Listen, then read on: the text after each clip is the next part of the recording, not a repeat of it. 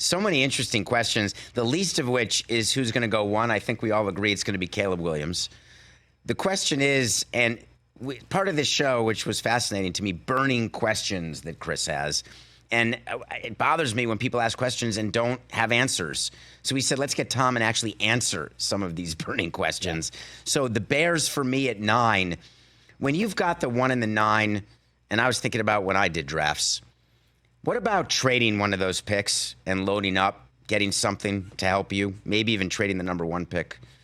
Or if you get Caleb Williams, what do you do at number 9? So please help us answer the question. Well, they did it last year with the number 1 pick, obviously, and that set them up for the haul that they've got this time around, making that deal with Carolina. Now, at the time, they couldn't have known that the Panthers would start 1-10 and fire their head coach, and Bryce Young would have a really rocky type of rookie season, which now they're rebooting again with Dave Canales coming on as the head coach. But it worked out in their favor. This time around, the difference seems to be there is a level of conviction, not just in Chicago, but around the league, about Caleb Williams as that guy. He visited the Bears recently. He spent time with them in his pro day. He spent time with them at the combine. To your point, all the arrows are pointing toward this is the plan for the Bears, barring something going totally haywire. And there are a lot of things that happen in the league. You never say never on anything, but certainly, by all appearances, it's Caleb at 1. So what do you do at number 9? Well, that's going to depend in part on what's going on around you, because, depending who you talk to, and I've been doing this, on the phone throughout the course of this morning, talking to people, everyone's trying to project it out. Do we get 3 quarterbacks in those first, 8 picks? Do we get 4? Is there some chance there's a 5th just because there's a run and people get desperate? There's a lot of different things that can happen up there. It's a really offense-heavy top of the draft. When you talk about 2 or 3 receivers that are going to go high, you've really got 1 tight end. We'll see where Brock Bowers goes, but he's going to go pretty high in this draft. You got multiple offensive tackles.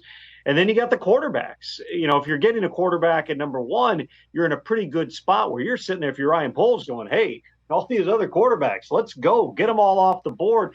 Push down the rest of those players where we're going to be in a good position. I know there's plenty of people in Chicago, Bears fans, who would like them to draft a wide receiver there. They've obviously invested in the defense over the past couple of years, both in free agency, through trades with Montez Sweat. You can always use more playmakers, especially when you're building around a young quarterback here. And you also can continue to fortify the protection unit. The Bears are in a really good spot. What they're confident in, every year, David, there's 32 picks in the first round. And most teams on their board have somewhere 18 to 20 to 22 legit first round type guys. So at number 9, you're well within that bandwidth where, depending how this thing falls, there certainly is a scenario where you could even, you could trade up. Obviously you want to go get someone, but maybe you even trade back and figure enough of those premium players are getting pushed down because you're getting your quarterback at 1, and a bunch of those other guys may go in those next 7, 8, 9, 10 picks. I love the idea of trading back because I love accumulating assets, and I'm not sure that there's a difference, and it's never been proven to me, and we've looked analytically what the odds are of being successful.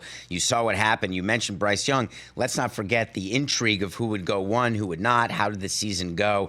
I'm not willing to tell you today that Caleb Williams, I don't know if anyone here is, that he's guaranteed to be better than Fields. Is it a guarantee that next year's performance of Williams would be better? But the Bears, and you said it through meetings, I also have done these meetings with players who are high school or college players. I don't exactly know what I am gleaning from them during these meetings that, they understand my playbook. That's what football people like to say, and it makes me smile. I just don't, there's so few guarantees that to me it's a numbers game, and that's why I love acquiring multiple picks, multiple assets, because you have a better chance of hitting one of them and winning with a young quarterback that outperforms in his rookie deal. That's really the only way to win.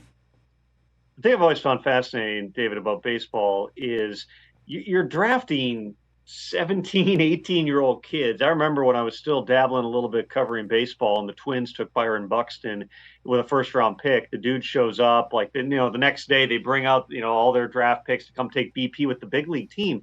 And he was like this tiny little guy. He looked like every 17-year-old I've ever seen, where you could see, he's got long limbs and he's got a sweet stroke. And he's going to grow into that body, but guy doesn't look like an adult. I've just always thought It's that's projection, a whole other, baby. right. It's complete projection, and so is the NFL draft. But you at least have tape of them doing, things that are a little bit, closer. I mean, I pitched varsity baseball. If somebody saw Byron Buxton hit a home run off me, or when we played Joe Mauer when he was here, Joe Mauer getting a hit off me, not that impressive. At least if you're drafting somebody from Alabama or USC, you've seen them play against guys who are at least, pro caliber.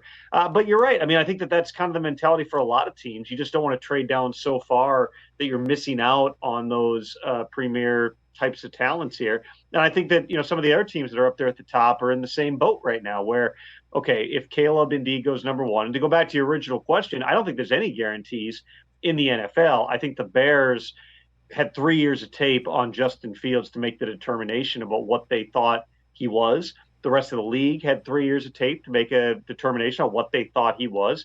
And the determination of the league, by virtue of what the trade compensation ended up being, said this guy's a developmental, backup with upside to potentially become a starter again. If he were more than that, if this were a real debate, and I saw all the posts about like this is the most polarizing debate in Chicago, like maybe for the fans, but if you've got the opportunity to reset from a salary cap perspective, lock up a guy on a cost-controlled rookie deal as opposed to having Justin Fields going into year 4 and you having to make the determination on picking up a fifth-year option, on signing him to a contract extension.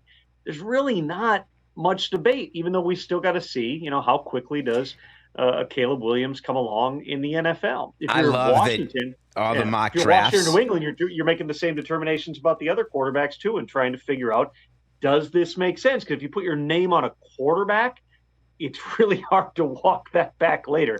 That's your guy, and you're going to sink or swim with him. Catch the Rich Eisen Show every single day on the Roku channel, 12 to 3 Eastern, for free.